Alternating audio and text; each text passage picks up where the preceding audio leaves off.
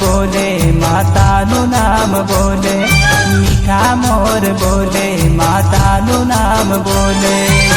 सवली धाम रूड़ लागे हो माँ, हो माँ, हो माँ।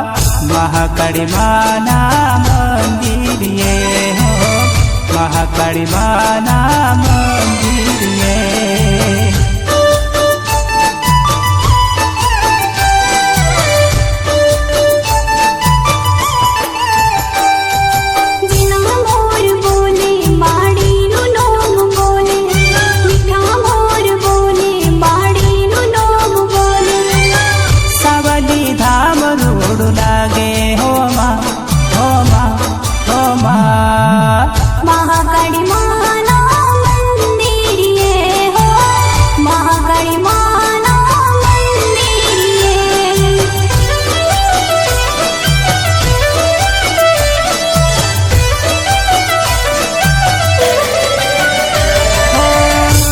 मंदिर ध्वजा लहराए, सावली धाम रूड़ू शोभतो, सावली धाम रूड़ू शोभतो।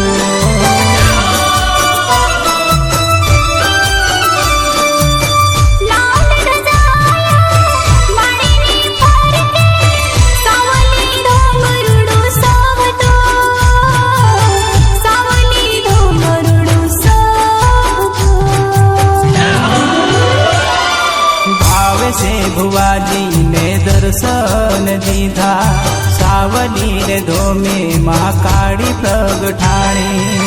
सवनी आशा पूरी करे हो माँ, हो माँ, हो माँ। महाकाली माँ ना मंदिर ये हो, महाकाली माँ ना मंदिर ये।